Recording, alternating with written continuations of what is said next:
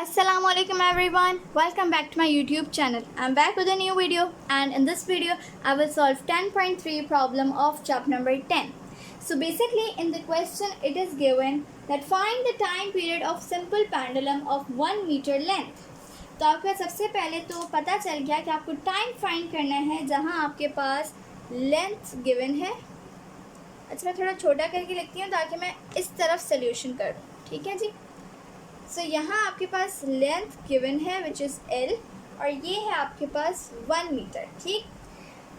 Placed on earth and on moon, the value of G on surface of moon is means आपके पास जो GM है वो है 1/6. ठीक है. It is 1/6 of its value of earth. मतलब आपको ये बताया गया है कि GM is 1/6 of value of earth. तो इसका मतलब ये हुआ that GE is equals to 10. ये तो आप लोगों को पता होता है. सही है. GE आपके पास होता है 10, लेकिन GM क्या है? GE का 6. तो इसका मतलब ये हुआ कि यहाँ पे आ जाएगा 10/6. सही है. GM का हमारे पास क्या दिया हुआ है क्वेश्चन में? The value of G on the surface of moon is 1/6 of its value of earth. तो मतलब यहाँ पे आपके पास आ जाएगा GE. सही है. सो GE क्या है? 10. तो अब 10/6 क्या है आपके पास? 1.67. ठीक है जी.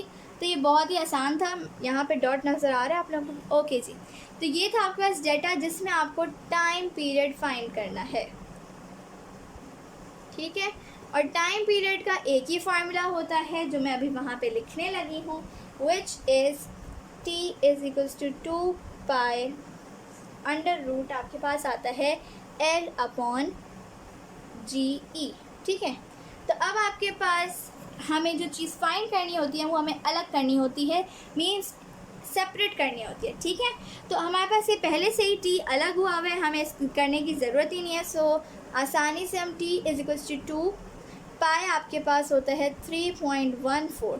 फिर अंडर रूट आपके पास आ जाएगा. लेंथ है आपके पास 1 अपॉन GE आपके पास है 1.67. ठीक.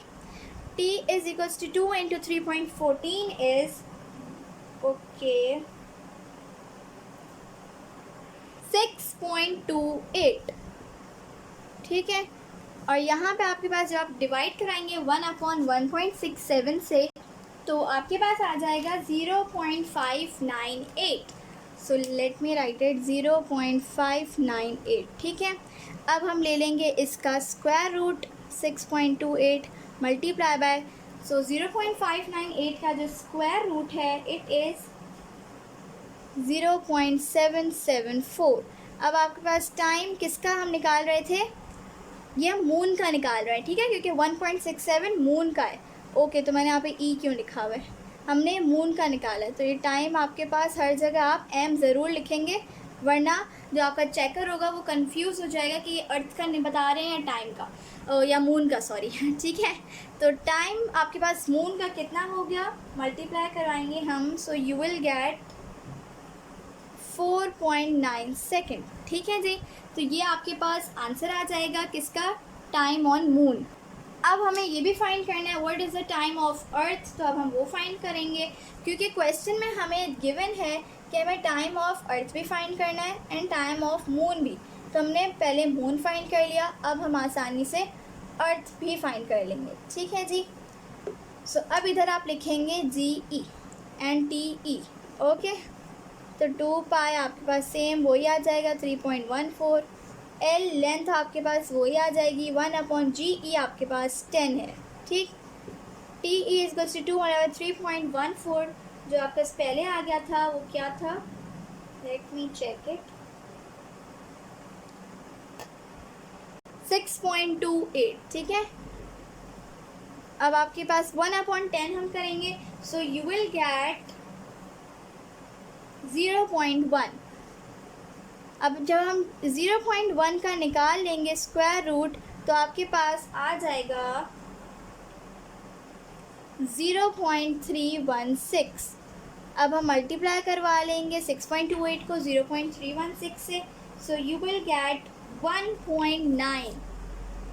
ठीक है, 1.9 आपको मिल जाएगा, 1.98 है। सो आप ये भी लिख सकते हैं TE = 2 सेकेंड्स। ठीक है, मेरा 2 कितना क्यूट है ना। ओके, अब ठीक है, अब भी ठीक नहीं है, अगेन अब ठीक है। ठीक है, सो अब आपके पास टाइम ऑफ अर्थ भी आ गया विच इज़ 2 सेकेंड्स। तो यही था आपका 10.3 में। कुछ समझ ना आए तो आप कमेंट सेक्शन में मुझसे पूछ सकते हैं। तब तक के लिए मेरे यूट्यूब चैनल को सब्सक्राइब करें, मेरी वीडियोज़ को लाइक शेयर और इसके ऊपर कमेंट ज़रूर करें। Thank you for watching my video. अल्लाह हाफिज़।